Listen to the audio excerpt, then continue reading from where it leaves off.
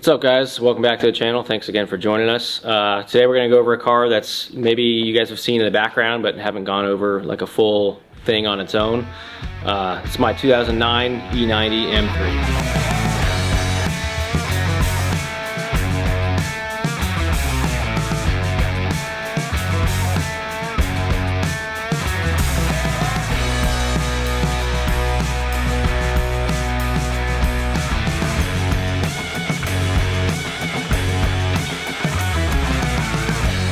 I've wanted an M3 ever since I got into BMWs at a young age. I was finally able to get this one when I lived back in Missouri, early 2020, and it's been just a blast. But today we're just gonna be getting into doing some gaskets in the engine bay. I've been smelling oil lately as I've been idling, which is like a huge shocker, I know, for a BMW. Come to find out, it's I think it's the oil air separator gaskets here on the side of the valve covers that go up to the plenum. I'm probably wrong. I haven't actually looked up what they're called. I just know where to find the gaskets and everything. So got a set of the NRW gaskets. Hopefully that'll fix my issue. Gotta nip the plenum off real quick and everything that goes along with it. And then hopefully it'll be easy from there.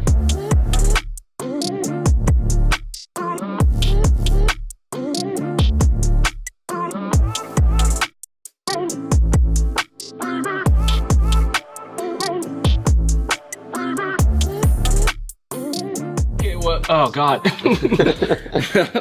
All right, so my guess was right. So you can see right here where it meets the valve cover, you got drippage going down, all the way down, and eventually to the headers, the heat shielding for the header there. So should be this gasket right over here where it meets the valve cover, so let's go ahead and get it off. Thank you. Comically long beer. Is that the Applebee's cup? Yeah. I think it makes it taste better because it's just like reminiscent of their happy time. Not sponsored, but Applebee's, hit us up, I guess, if you want. What about Chili's? I'll take a Chili's. I think Chili's better, dude. Sponsor. I'd love a crazy Dude. Oh shit. Oop. 1060. What was that? Just I heard a sound over here and I haven't taken it out yet because I know exactly what that sound was. Yeah, it sounded interesting. Are we ready? I guess.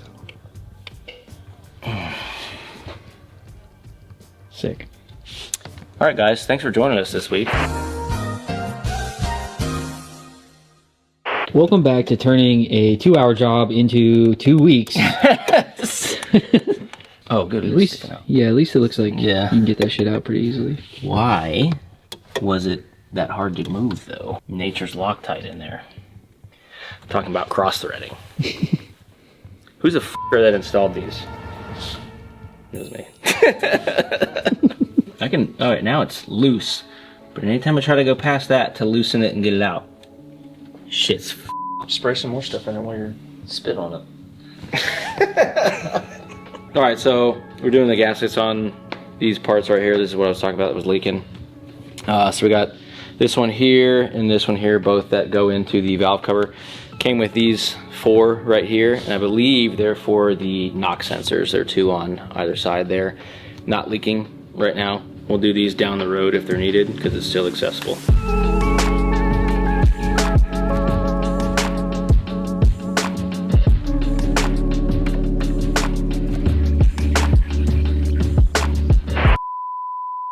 No! Dude, dang it. Oh no, the Applebee's mug. It's still got the logo. Damn. There goes the sponsorship, dude. It's everywhere. Hey, Fuck. Good thing though, Catherine O'Hara. Still got her, so not all bad. So. It's a good thing you're sitting down, because Emmy-winning actress and comedy icon Catherine O'Hara has died. It's breaking news this afternoon, and we're on it. All right, so we just got the oil air separator gaskets back on. Those are tightened up. So we're just gonna get everything else buttoned up, plenum back on, and all the air box and everything, and start it. You're seriously not going to start it with the plenum off? Yeah, well, I thought you were man of culture. Yeah. Well, okay, yeah, you know, you're right. Do it. What was I thinking? Sorry.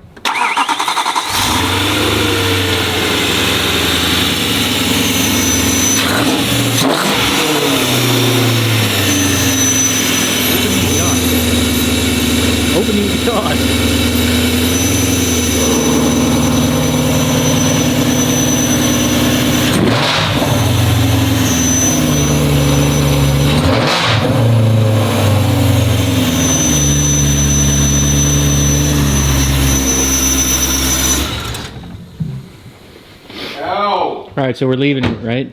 Yeah, just leave it. We're done. They make kits that it's just angled trumpets, and then I think they put like a filter here, 2 little baby cones on this, and I think this, and they say it's safe to run. You're gonna lose like 30 horsepower. Yeah, but and it heats up the shit out of it. Cool but sound. Car make gulp noise. So, all right, it's about 90% of the way back together. Kind of wanted to show you guys this that I did. Before I explain this, I'll show you obviously the stock one real quick. So this is my brother's. He's getting his headlights built, but this is what it comes like from the factory. Stock plenum, stock elbow, and everything. They made this out of a thicker material. I don't know why they did this, because it's the best part of the car. But so this is nice and thick, no flex to it. And then you have even these 2 metal rods that go all the way through the plenum, top to bottom, to prevent any flexing. If there's any other BMW guys out there, you know a company called E90. They make that plenum fully carbon fiber.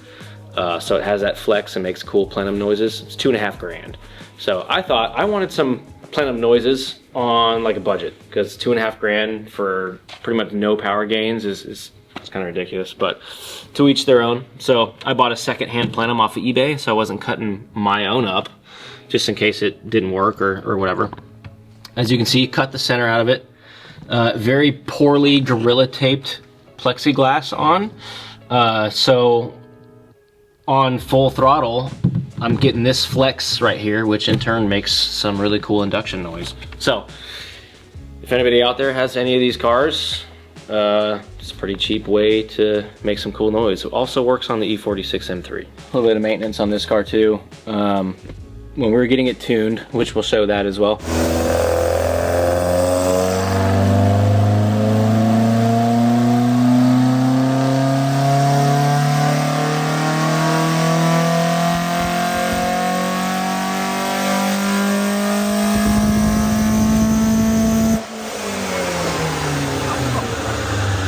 We noticed that the tach gauge was about 2,000 RPM off at full chat from redline, so it showed us redlining around 4,000 RPM, whereas on his computer it showed around 6,500. I originally thought my cluster had an issue because I had it custom built, and they told me, hey, it might be your coating plug for your cluster. It may have gone out over the years. So what that is, it's just right here. I can just get it out maybe. But it basically is sending information to the cluster where that RPM gauge should be.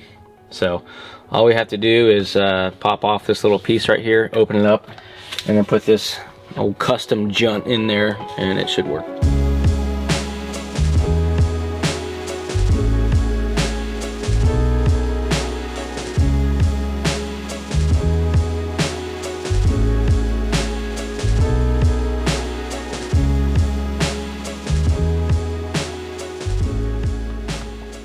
It. So now what we're gonna do is just start it up and then see if maybe the RPMs aren't super laggy or slow. Yep. See that? Oops. So last time when I started it up with the standalone ECU and the custom tune on it, it would do that RPM sweep on startup. Really cool. And it only went to 4,000, which I thought was weird. And I was like, oh, maybe it's just like a cold start thing. It doesn't go all the way up, you know. I should have known. But now, when we do it, all the way. Nice. That looks cool too. Sick. That looks awesome. So, I mean, I guess we don't need to drown ourselves out in exhaust fumes, because we know that it's going to go to the max RPM now. So. Yeah, true. It's probably also going to be tough to start. It's like unreasonably cold here right now. So yeah, I don't. It's South Georgia, and I think it's 12, or maybe it feels like of 12. Yeah, it's cold.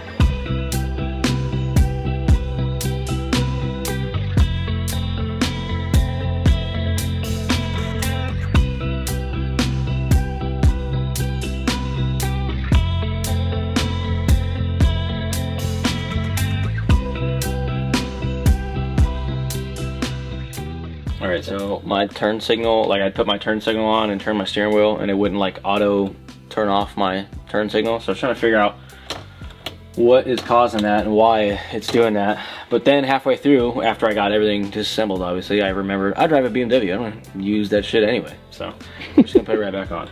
So. No, I'm just kidding. I think that the spring internally in here is not pushing that plunger out, at least for the left turn signal. For the right one, comes right out. I don't know if you can see that right there. Very hard to see on here. There. All right, so right here, this little guy is the plunger. So going to the right, it works just fine. To the left, barely anything happens. Yeah. So I think it's just the spring. Not working. No dice, huh?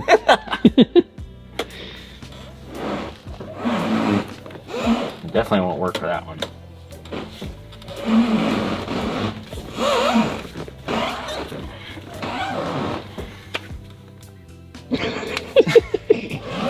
Perfect.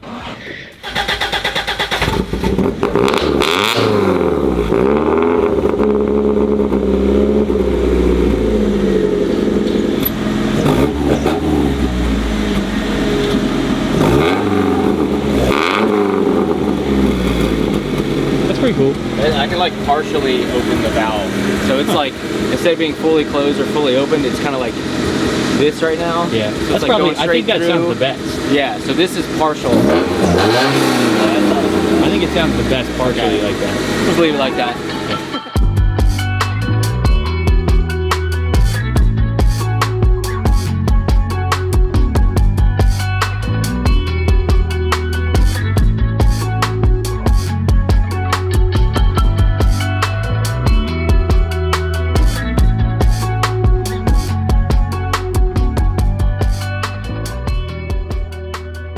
All right, so I just hit this panel with just a dual action with kind of a not super aggressive pad.